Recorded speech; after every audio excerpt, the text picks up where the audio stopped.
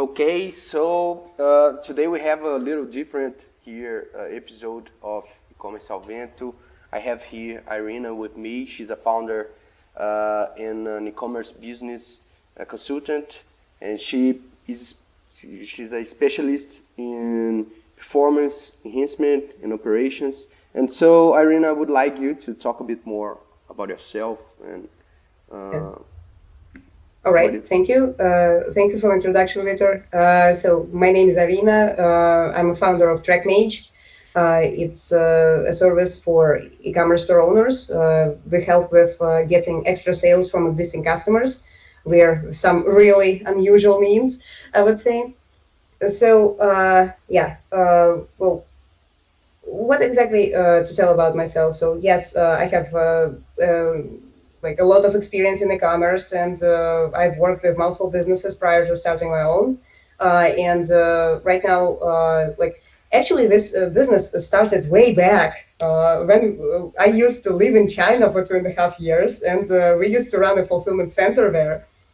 So we really like experienced actually packaging a lot of goods, sending them abroad, and like those long delivery times, and working with a lot of counterfeit brands, and like all of those things that China is associated with.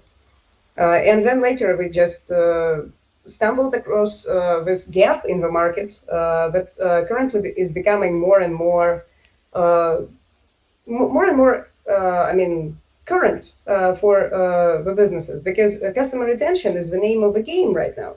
Because Yep. a lot of things are suggesting that we're entering a recession, Yeah. and that means, like, yeah, there will be a lack of buyers soon. But hopefully, a lot of businesses survive. Yeah, That's yeah. what it's. Hopefully, our business are one of them. Yep.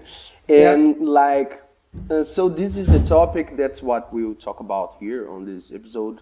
How Yeah. to get extra sales from existing customers. So like, uh, Yeah. as Irina said here, we are globally seeing a recession coming.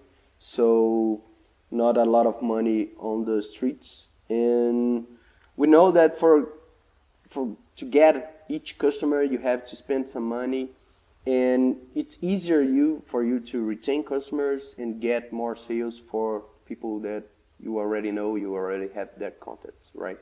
uh, Yeah. so what exactly you see as the first attempt to what people should try first to get extra sales from who they already know?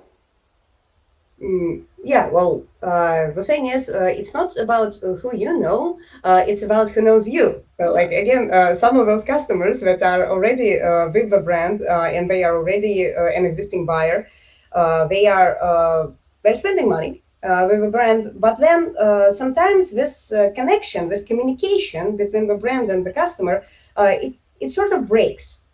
Because again, we only care, at least some of the businesses, I'm not saying that everyone follows this policy, but we only care about the customer until that person buys. Like they buy, okay, great, yes, conversion. Like, I mean, like the end of a funnel, finally, like I've made it. So we keep pouring money into Facebook and other paid advertising, or into SEO and other things to just attract new buyers.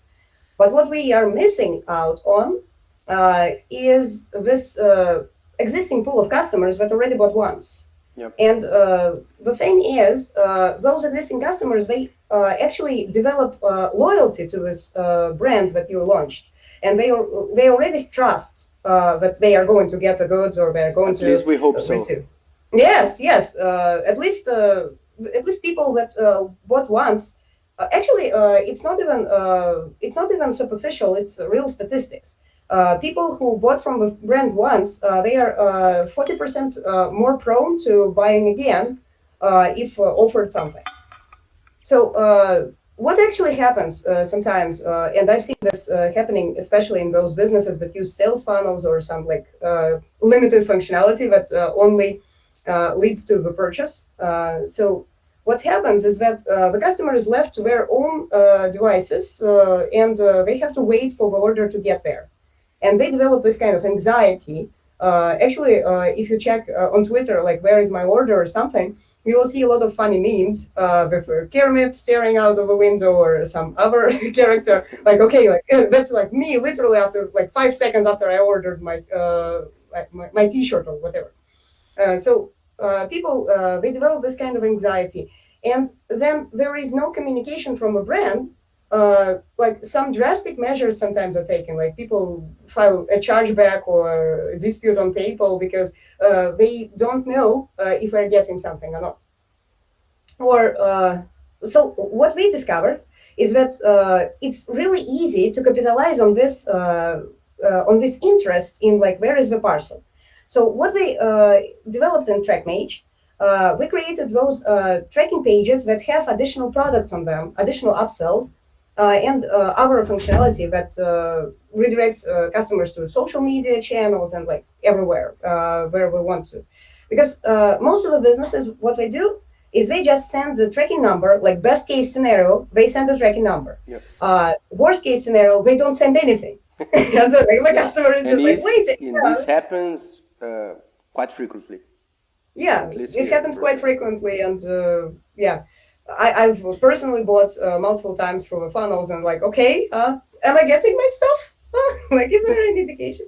So the thing is, like, the worst case scenario, they're not sending anything. Best case scenario, they're sending a tracking number. But what they don't actually think about is that those customers who already bought, they are going to go to those ugly websites like UPS, DHL, or some like PostNL or whatever post they've been using, and they are going to actually communicate with them about the parcel. But they are even prone to forget where we bought this product from. So there is like this branded experience doesn't have to end. Yeah. And what we do in TrackMage, we provide this page that actually has the logo of the same brand. It has the social media icons and all the upsell functionality. So when the person is checking their package status, they also see the other products scrolling by, and they can literally buy. And what we've seen is that that's not all that the service does. The service also sends those emails about the package, how it's moving. So, for example, when the package was just created, we send an email. When the package is transitioning to in transit, we send an email. When the package is available for pickup, we send an email. And what we noticed is that those emails, they're not perceived as marketing. They are perceived as just transactions, helpful information. Yeah, yes. just update the customer. Yeah, but actually, transactional emails. Yeah, but actually, I see where you're getting. Like, your point here is getting more sales from this customer.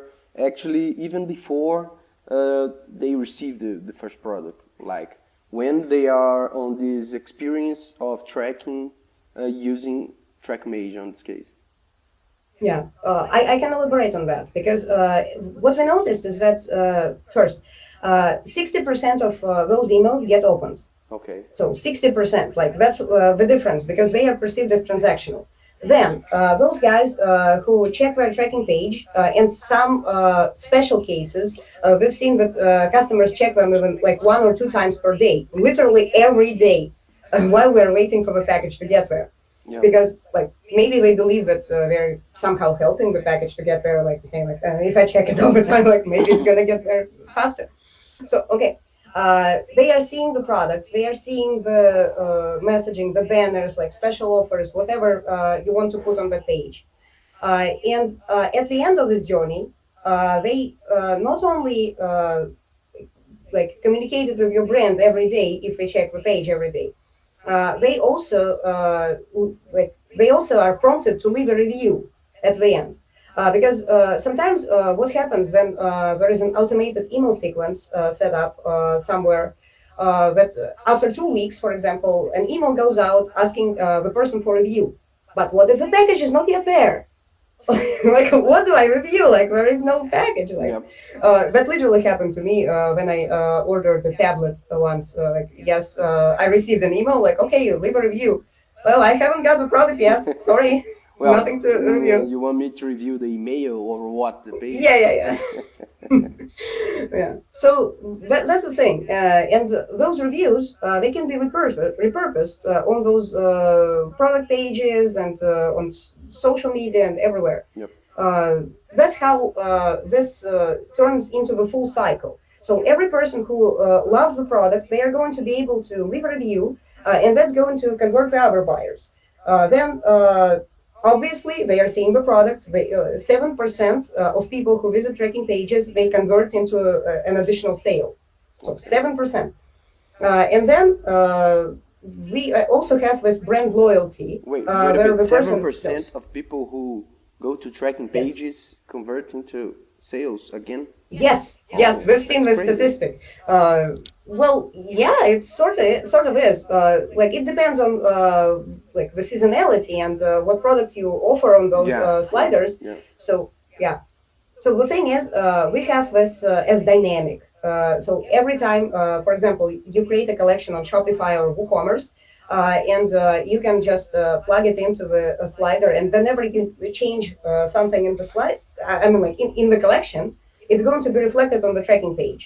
So if you're in the fashion business, for example, you need to just like every time you launch something, you just change all the products altogether. Yeah, Yeah.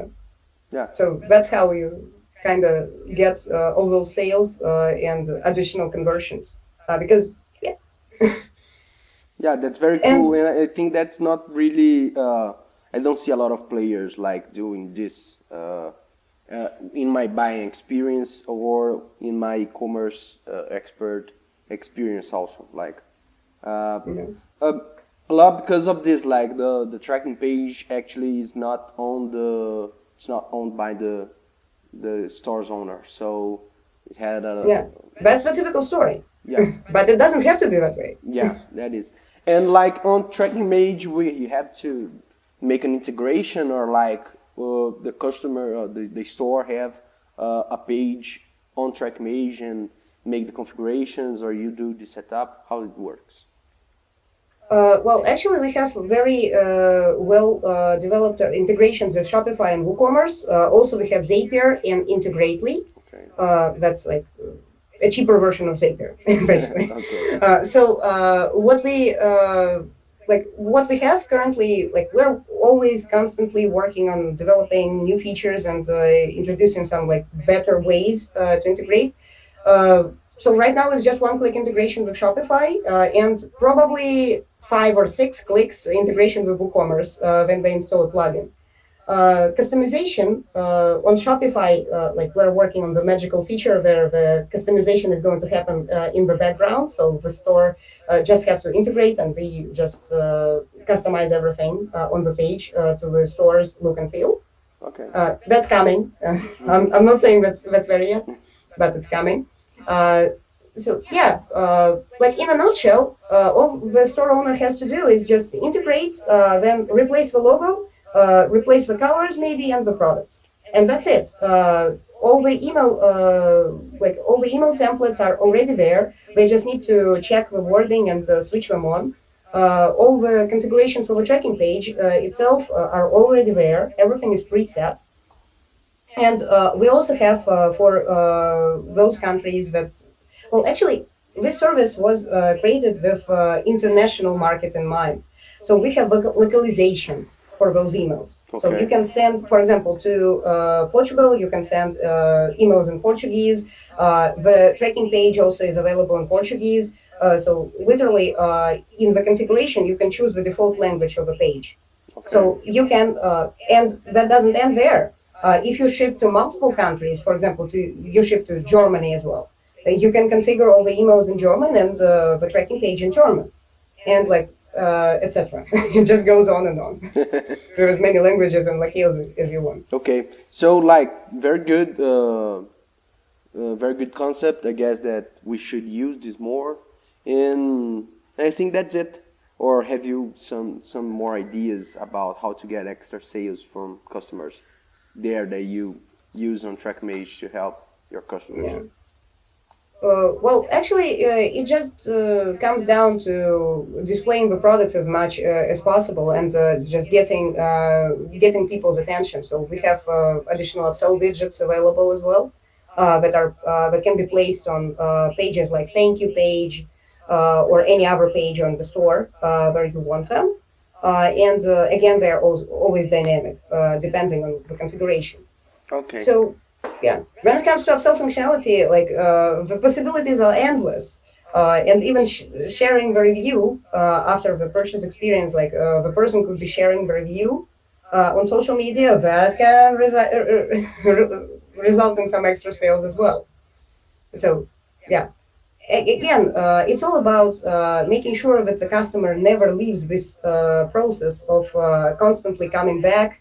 Ideally, if you want to really grow your business and make it very sustainable, you can come up with some kind of subscription. Like subscription model in e-commerce is still novel, and we've seen some subscription boxes making it big just Yeah. because it's a recurring revenue. So every month the person is getting something. Yeah, yeah. From some niches, it makes a lot of sense, like uh, maybe some kinds of food or drinks. Or we have Yeah, some users here on our platform that use subscriptions, and some others that on niches that don't make a lot of sense, or they don't want to work with subscriptions. Like we have here a loyalty points program that's like works really well, not just increasing the number of sales that you can get from each customer, but like also uh, it helps you to bring up the conversion rate, also the how much each customer is buying. And I think that's a lot of things on the board here that uh, everyone should know. And it's really important to look forward to increase these every day, every semester, every quarter, or whatever, because there's money on the table, and there's places that we are not talking to our customers. Even we here in this talk with you, I got some ideas for implementing these on my website, and so. Uh, and I think that's good. I thank you very much for this yeah, conversation. yeah. Thank you. And I also have noticed that there is another untapped opportunity in e-commerce business that are collections or collectors items or some unique stuff. So the typical example would be if a person is collecting some merchandise that has cats on them, like Cats. cats this, cats that, and like a People sweater, a with T-shirt. that buy cat Yeah, so stuff. like yes, and again, it's almost like the topic-related store where you just collect virtually everything that can be related to a specific topic, and that's how you can upsell those customers again and again because they never get tired of buying. Because like, oh yes, I have a cat mug, but how about the T-shirt? How about the cap? How about something else? And this way, you can definitely just sustainably sell to the same audience, or maybe even just do some launches of this and that. Like, okay, so today we're the topic is neon cat, so the neon cat is going to be like all over Famous the place. cats. Yes. They Well, so Chinese, that's they how. they have their, I don't know, it's China or Japan. One, at Yeah, least they sell they do. here one cat Yeah, that. Nika. Yeah, that's the one. Mm, Cool. mm. Right. So Yeah. I guess we end Various here. ways. Yeah, Yeah. I guess we end here. Awesome. Thank you very much for sharing your experience here with me and my audience, and I hope talking to you further. Maybe some other stuff that you like to share with us. We can make another episode. And you are the Yeah. first Well. guest here on my podcast, so I thank you for your Yeah. time and everything. Very, very excited, and thank you for having me. And yeah, thanks. Yeah. Thank you. So bye bye, and see you. I don't know where.